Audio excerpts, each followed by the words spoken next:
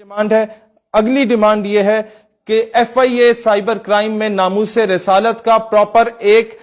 Wing بنایا جائے تاکہ اس میں صرف وہ کیسز ڈیل کیا جائیں جو حضور علیہ الصلوۃ والسلام یا صحابہ کرام یا اہل بیت کے خلاف جو گستاخیاں کی جاتی ہیں ان کو کاؤنٹر کرنے کے لیے، اور ان کے اکاؤنٹس فل فار بلاک نہ کیے جائیں، صرف ان کو پکڑ کے سرعام سزائیں دی جائیں، اور پھر ایک ونگ ایف آئی اے میں بنایا جائے ان لوگوں کے خلاف جو کہ پاکستان کی سالمیت، پاکستان کے نظریے کے خلاف بکواس کر رہے ہوتے ہیں، انہیں سزائیں دی جائیں. اور وہی ونگ یہ کام کرے کہ ڈھونڈے کون سے ایسے پاکستانی ہیں جو ملک سے باہر دفع ہو کے ازائلم لے کے بھاگ کے اور گستاخیاں کرتے ہیں یا پاکستان کے خلاف بولتے ہیں، ایسے لوگوں کو واپس بلایا جائے. طریقہ کار کس طرح ہے بلانے کا یہ آپ لوگ مجھ سے بہتر جانتے ہیں کہ کسے پکڑنا ہے، اس کے ایرے غیرے کو. آگے آج میں تمام ثبوت آپ لوگوں کے سامنے لایا ہوں. گزشتہ روز ایک کمرشل ذاکر نے اسلام آباد میں سیدنا صدیق اکبر رضی اللہ تعالیٰ عنہ کی شان میں گستاخی کی. پاکستان ایک نیوکلیئر اسٹیٹ ہے اور یہ واحد اسلامی ریاست ہے جو اسلام کے نام پہ بنی، اور مسلمانوں کی واحد اٹامک پاور رکھنے والی یہ ریاست ہے جس پہ اسرائیل، امریکہ، انڈیا اور تمام anti Pakistan, anti Islamic element جو دنیا میں کام کر رہے ہیں ان کی حت الوسع کوشش ہے کہ پاکستان کو ڈی سٹیبلائز کیا جائے، پاکستان کو لسانیت کی بنیاد پہ تقسیم کیا جائے، پاکستان کو صوبائیت کی بنیاد پہ تقسیم کیا جائے اور پاکستان کو فرقہ وارانہ فسادات کی بھینٹ چڑھا دیا جائے. ایسے میں ہی کچھ ایسے تماش بین، ایسے لوفر لفنگے، ایسے بدذات اور ایسے ناجائز اولادیں پیدا کی جاتی ہیں جن کو بھیجا جاتا ہے مختلف جگہوں پہ فرقہ واریت پھیلانے میں اور پاکستان کے لوگوں کو آپس میں تقسیم کرنے میں اور مسلمانوں میں انتشار پھیلانے میں، مسلمانوں کی دل آزاری کرنے کے لیے ایسے لوگوں کو بھیجا جاتا ہے. اور اس کی سب سے بڑی وجہ کیا ہے؟ یہ گستاخی کیوں کی گئی؟ کیونکہ اس سے پہلے قانون عمل میں نہیں آیا. اس سے پہلے کئی کیسز رپورٹ کیے گئے، ایف آئی اے کے سائبر کرائم ونگ میں پاکستان ٹیلی کام اتھارٹی کو ساتھ بھیجا گیا، لنکس ان کے بلاک ہو جاتے ہیں، وہ لوگ پکڑے نہیں جاتے. ان کو پکڑنے سے پہلے ان تک رپورٹ پہنچ جاتی ہے کہ جناب آپ کے خلاف کارروائی ہو سکتی ہے، اپنے اکاؤنٹ بلاک کرو. وہ بلاک کر دیتے ہیں، ثبوت مٹ جاتے ہیں اور وہ لوگ باہر ہوتے ہیں، وہ آئی ڈی چینج کرتے ہیں اور پھر گستاخیاں کرتے ہیں اور پھر مسلمانوں کی دل آزاری ہوتی ہے، پھر سڑکیں بلاک ہوتی ہیں، پھر دھرنے ہوتے ہیں، پھر کہا جاتا ہے ملک کے معاشی استحصال میں ہے، اور کوئی اس طرح کا نا خوشگوار واقعہ ہوتا ہے تو ہم ایف اے ٹی ایف کی زد میں بھی آ جاتے ہیں. اور ان ساری چیزوں کا ذمہ دار کون ہوتے ہیں؟ وہ لوگ ہوتے ہیں جو ان کو پروٹیکشن دے رہے ہوتے ہیں گورنمنٹ میں بیٹھ کے، وہ لوگ ہوتے ہیں جو ان کے خلاف قانونی کارروائی نہیں کرتے. سب سے پہلا کیس آپ کے سامنے لاتا ہوں جو گستاخ رسول کا، گستاخ صحابہ کا اور گستاخ اہل بیت کے تمام کیسز میں نے اکٹھے کیے پچھلے 2 سال کے، صرف میں آپ کو ڈیٹا دکھا رہا ہوں اور وہ بھی کچھ جو مجھ تک پہنچے. 1 مارچ 2019 کا یہ کیس ہے اور یہ ابھی تک اس پہ کوئی کارروائی نہیں کی گئی، اس بندے کو نہیں پکڑا گیا. دوسری جو درخواست جمع کرائی گئی تھی وہ 2 جنوری 2019 کا کیس ہے. 7-8 یوٹیوب کے لنکس یہاں پر دیے گئے تھے. وہ بندہ جو تھا وہ ابھی تک باہر ہے، اس کے خلاف کوئی، میں نام اس لیے نہیں لے رہا کیونکہ یہ لوگ جن کے نام لیے جائیں گے ویڈیو میں یہ پھر باہر ازائلم کے لیے اپلائی کر کے باہر دفع ہو جاتے ہیں اور امریکہ اور تمام ملک دشمن عناصر ان کو پال پوس کے بڑا کرتے ہیں، جس طرح قادیانیوں کے ساتھ ہوا، اسی طریقے کے دیگر کفار کے ساتھ بھی کیا جاتا ہے. اچھا، پھر تیسری درخواست جمع کرائی گئی 3 جنوری کو دوبارہ آئی اور اس میں یہ مزید یوٹیوب کے لنکس دکھائے گئے اور وہ سائن بھی ہو گیا، سیکشن آفیسر تک پہنچ بھی گیا، لیکن قانونی کارروائی نہیں کی گئی. پھر جناب اگلا کیس آپ کے پاس آتا ہے 21 مئی 2020 کا، جس میں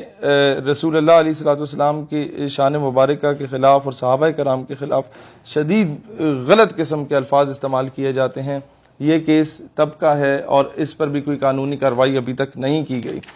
اچھا جی، پھر کیس آتا ہے جناب 4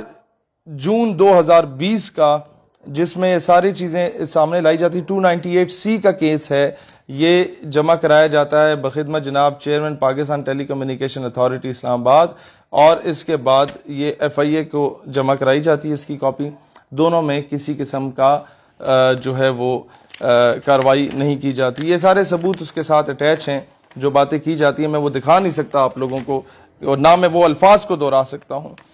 پھر اگلا کیس آتا ہے جناب، یہ سنتے جائیے، 22 اکتوبر 2019 کا کیس آتا ہے، اس میں سارے ثبوت کے ساتھ وہ لنکس کاپی کیے جاتے ہیں لیکن کسی قسم کی کارروائی نہیں کی جاتی۔ پھر آتا ہے جناب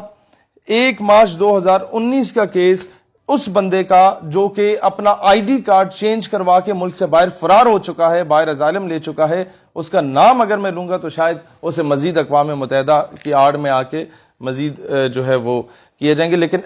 اس کا آئی ڈی کارڈ کس نے چینج کرایا، پاسپورٹ کس نے چینج کرایا، کون اس کے پیچھے ہے، اس پہ انکوائری بیٹھنی چاہیے۔ اور بالخصوص راول پنڈی کے ایف آئی اے کے سائبر کرائم کا جو آفس ہے وہاں پر بار بار جا کے درخواستیں دی گئیں لوگوں کی جانب سے، کوئی عمل درآمد نہیں ہوا، ٹرخایا گیا اور کیس کو پرولونگ کیا گیا جب تک لوگ باہر فرار ہو جاتے ہیں۔ اچھا جی، 13 مئی 2019 کو یہ غلام سعید صاحب نے چکوال سے ایک کیس دائر کیا گستاخانہ خاکوں کے خلاف پی ٹی اے اور ایف آئی اے میں، لیکن اس بات کو بھی سنوائی نہیں ہوئی۔ اگلا کیس آ جاتا ہے جناب یہ، اس میں ڈسٹرکٹ میجسٹریٹ اسلام آباد کی جانب سے بھیجا جاتا ہے ایف آئی اے اور پی ٹی اے کو یہ کیس، اور اب 22 اپریل 2019 کا، اور سگنیچرز کے ساتھ، سارے اسٹیمپ کے ساتھ، ابھی تک کوئی کارروائی نہیں کی گئی۔ پھر جناب اگلا کیس آتا ہے آپ کے پاس 11 جولائی 2019 کا، اس میں بھی، اور اس پہ لکھا ہوا ہے the matter may be assigned top priority، اور یہ بھیجا جاتا ہے government of Pakistan ministry of interior سے، یہ آپ کے انٹیریئر منسٹر کی جانب سے بھیجا جاتا ہے، اور جو بھیجتا ہے وہ یہ آپ کے سامنے ہے، لیکن کوئی کارروائی ابھی تک نہیں ہوئی۔ 11 جولائی 2019 کی بات تھی اور ابھی 2020 کا اگست چل رہا ہے جناب۔ پھر آتا ہے آپ کا 29 اپریل 2019 کا کیس، ابھی تک کسی قسم کی سنوائی نہیں کی گئی۔ پھر جناب آپ کے پاس آتا ہے بلاسفیمس کانٹینٹ کا کیس، پی ٹی اے کی جانب سے بھیجا جاتا ہے، ریفر کیا جاتا ہے منسٹری آف انٹیریئر کو، اور میں ابھی ان لوگوں کے نام نہیں لیتا، ان میں سے کیا پتہ کوئی بے گناہ بھی ہوں جن آفسرز کے پاس گیا، لیکن جناب جب 1.5 سال ہو گیا ہے نا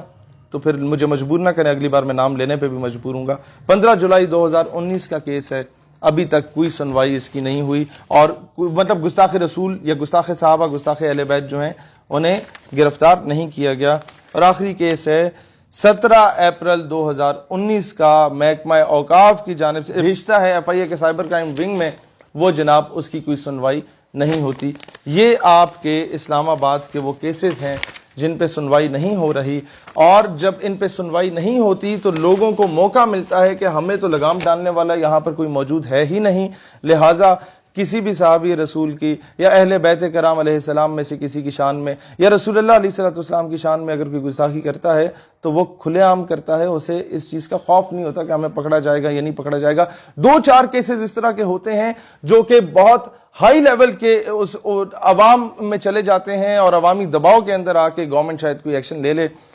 ادروائز کوئی سنوائی نہیں ہوتی۔ پھر کوئی قانون ہاتھ میں لیتا ہے تو کہا جاتا ہے توہین عدالت ہوتی ہے، قانون ہاتھ میں نہیں لینا چاہیے، لیکن اس پہ دیکھا جائے کہ گورنمنٹ میں یا اداروں میں یا محکموں میں کون کون سے ایسے سمپتھائزرز موجود ہیں جو ایسے لوگوں کی پروٹیکشن کر رہے ہیں۔ میں ہمیشہ یہ کوشش کروں گا پاکستان میں فرقہ واریت نہ پھیلے، مسلمان ایک ہو کے رہیں، کیونکہ پوری دنیا کے مسلمانوں کو آپ لوگوں سے امیدیں وابستہ ہیں۔ You are the only nuclear state, you are the only country after Medina پاک، the only homeland after Medina پاک which was made on the name of Islam۔ Pakistan ہمیشہ زندہ باد۔